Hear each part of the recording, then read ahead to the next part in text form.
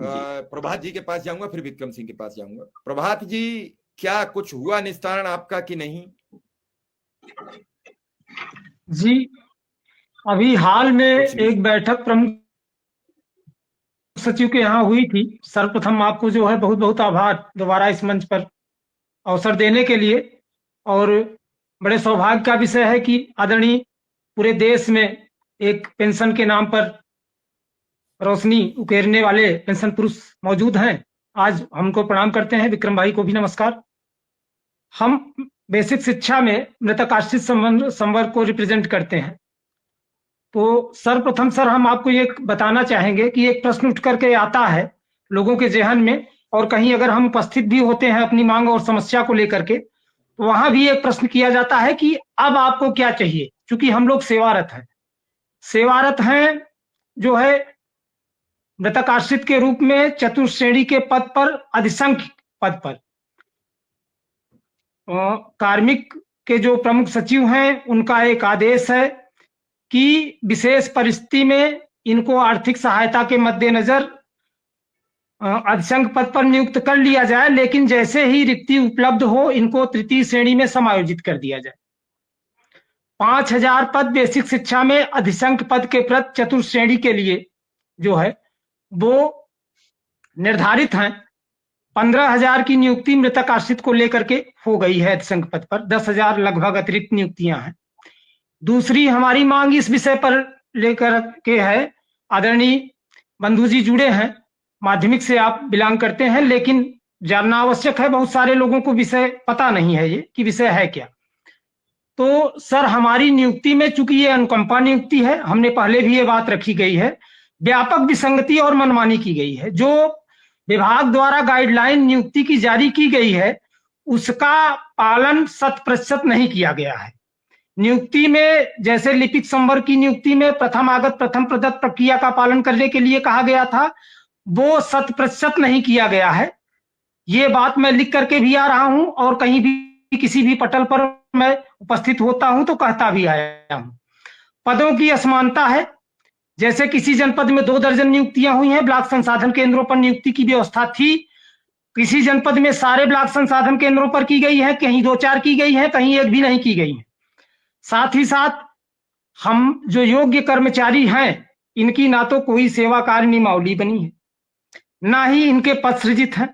हमारी मांग केवल और केवल एक है, जो कि तमाम शिक्षक संगठनों की है, कि जो बड़ी संख्या वाले विद्यालय हैं, आज तो तमाम पीएम श्री, अटल आवासीय और कंपोजिट विद्यालय, संविलियन विद्यालय चल रहे हैं, तो जो बड़ी संख्या वाले विद्यालय हैं, अब वहां पर अगर शिक्षक जो लाख सवा लाख रुपए सैलरी पा रहे हैं, अगर वो क्लर्कियल वर्क कर रहे हैं, तो वो कार्य अगर एक मृतक आश्रित कर्मचारी कर पाने में सक्षम है योग्यता से या उसकी इच्छा है, तो उससे करवाने में परहेज क्या है। दूसरी चीज ये है कि हम लोगों का ये प्रकरण चलता रहा, हम लोगों की समस्याएं ऑन पेपर चलती रही, और विभाग ने ब्लॉक संसाधन केंद्र से लेकर के सर्व शिक्षा अभियान में आउटसोर्सिंग संविदा के जरिए आधे दर्जन, एक एक दर्जन नियुक्तियां कर डाली।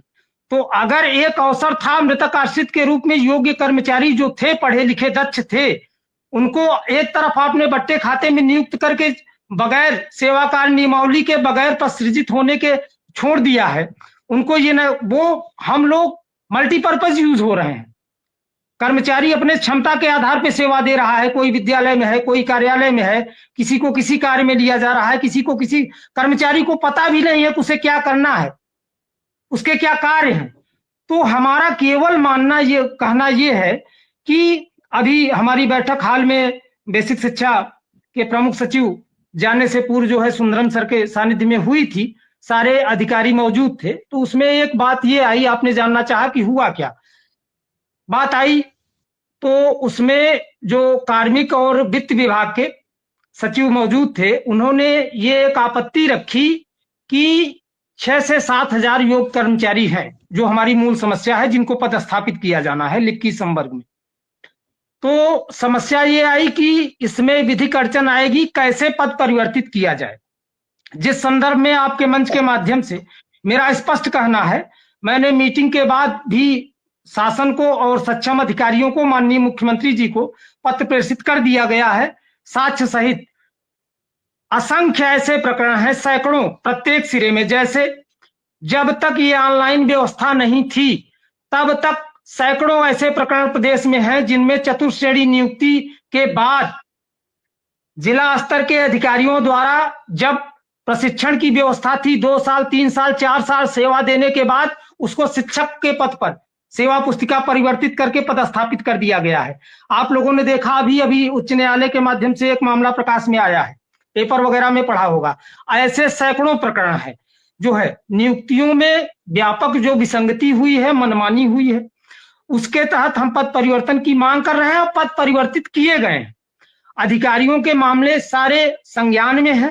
तो हमारा कहना केवल इतना है कि जो वाजिब है, जो योग्य कर्मचारी हैं, हमारी जो नियुक्तियां की गई हैं, हमको बट्टे खाते में न रखते हुए योग्य पटल पर समायोजित करने की